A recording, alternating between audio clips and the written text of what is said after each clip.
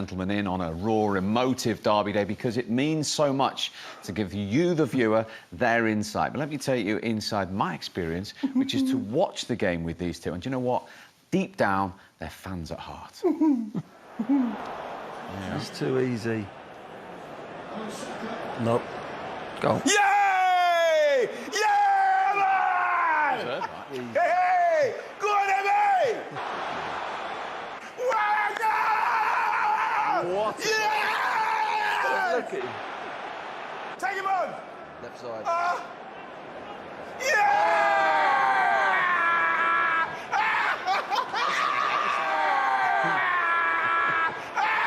It's a great day! It's a great day! It's a great day! Win over your rivals is always a good feeling, but after a sticky start to the season, is that a particularly sweet feeling? I can't hear you, sorry.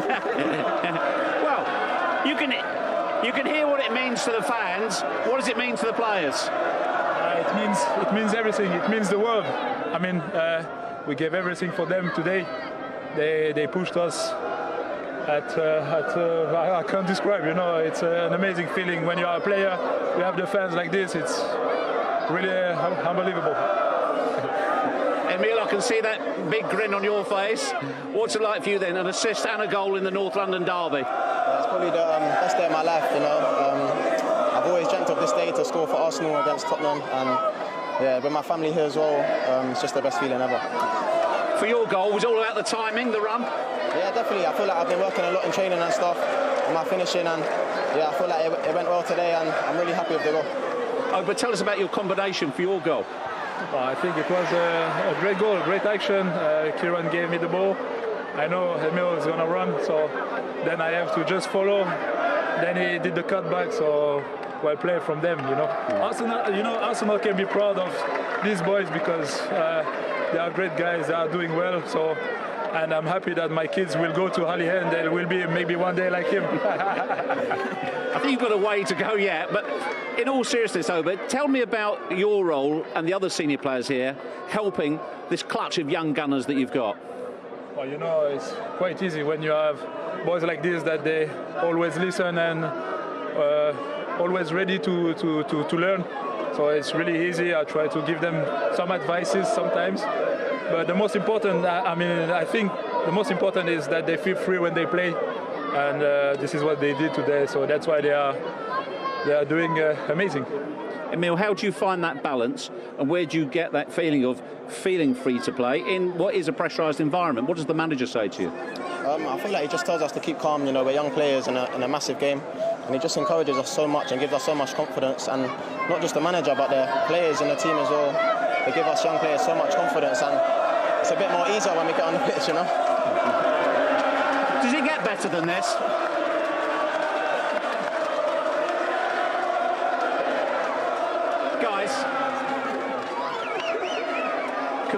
Compare and contrast this feeling now and the fans with those really tricky first few games of the season where it wasn't going right, where you were all under massive pressure. Compare that to today. Sorry again. Sorry. I'm really sorry. I might as well stand next to you. Yes. Compare the feeling today to the start of the season when the whole club, the whole team were under pressure. Yeah, I think we are doing a good run of a couple of games now. I think after the game against City, it was time to have a chat between us players, and this is what we did. And we want to go forward. You know, we want to win games. I think this was important for us to make everything clear. And yeah, I think we are doing well right now, and the feeling is very good.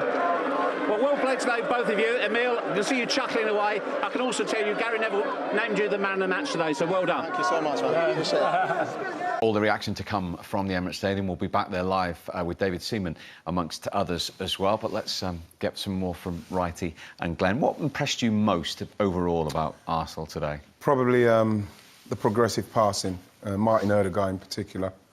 I think that he's somebody that when he came on loan, I thought that we wouldn't have been able to afford him, or someone else maybe of a higher pedigree from where Arsenal are at the moment would try and get him. But for us to get him, and the way he played today and the way he will play for us, like the way he played against Burnley, Norwich, he's exactly what we need, and Thomas Partey alongside him with the pace of Emile Smith Rowe, Saka, Aubameyang.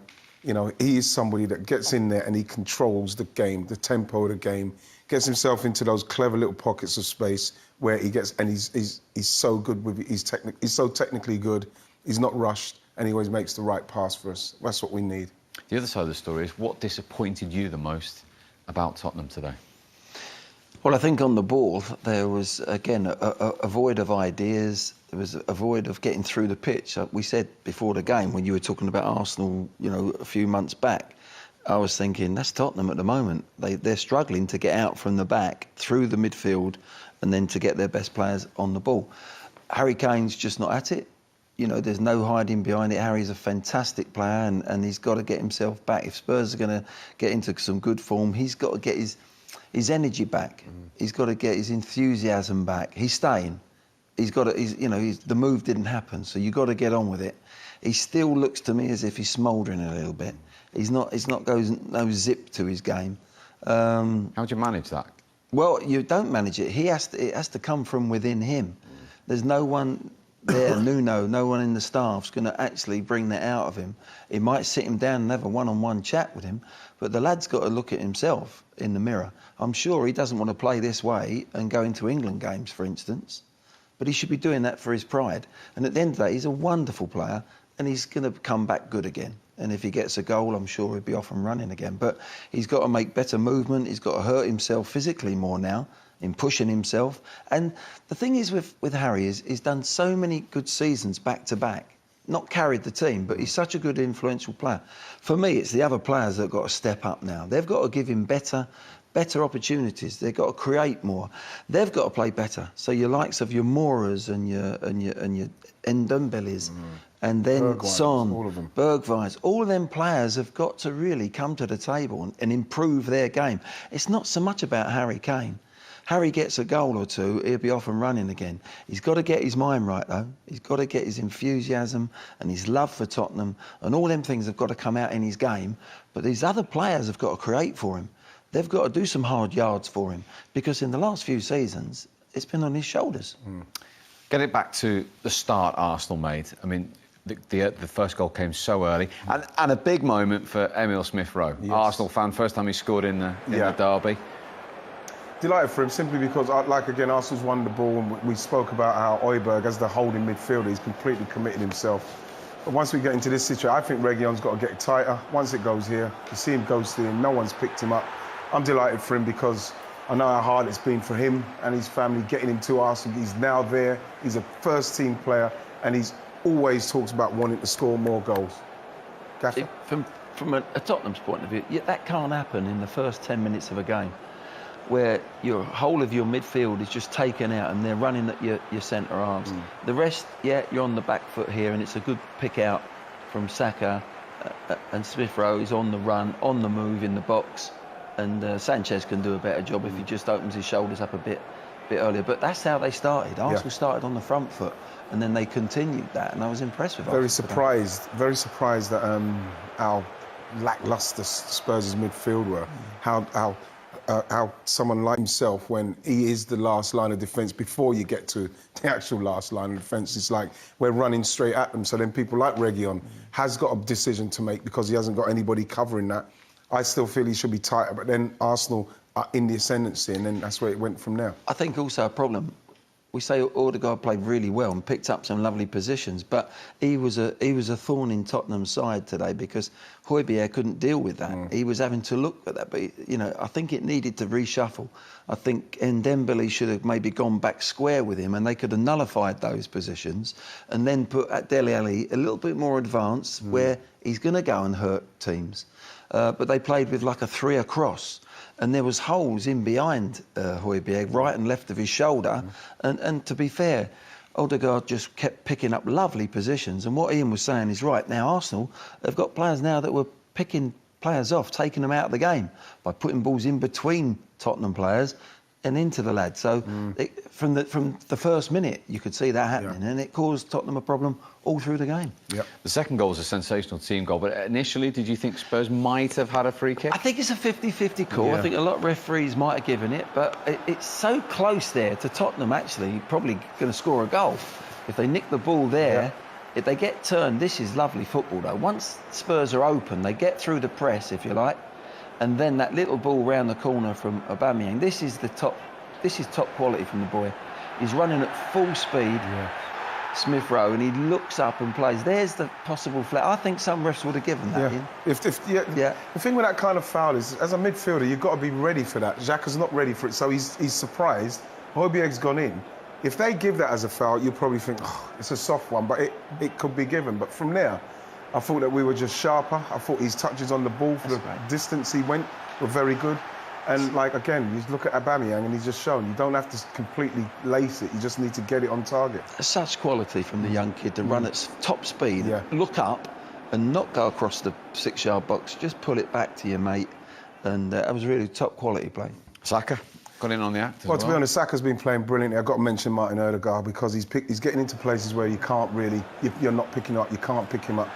But Saka, I think the first goal, as much as Reguilon got caught inside, I don't think he came out quick enough to Saka, and I'm saying he's got the run of him. He's got the beating of him. And I think that once he's got here with Eric Dyer, I'm saying, go at him. And in the end, he's got it. But you look at Harry Kane, you look at this, this here, Harry Kane's lost the ball, and he shows a lot of desire, which I'm not actually seeing in the other box. But once we get into this situation, look at Harry Kane coming back. He needs to start showing that desire the other way. Gets the luck, Saka, and then he finishes it really well. Gaffer, look, it's actually, look at that touch there. It's a little bit behind him, and he's just brilliantly. It's a great finish. Really Harry Kane has shown a great attitude. You know, he wants to make up for his mistake. Gets back, and he's a bit unlucky. You know, if he tackles that and comes out with the ball, we're all going, wow. You know, great attitude. It rolls to Saka, but the finish was excellent, as you say. It was like half a touch. Look at Arteta celebrating. He knows now they're in the driving seat at 3-0 and they're playing. I mean, this is a team that's at the moment 14th. My concerns for Tottenham are they're 14th in the league and they're outclassing Tottenham at the moment in the North London derby. So there are some real big concerns from the Spurs side of the fence, and that's a massive half-time for Nuno. It really is.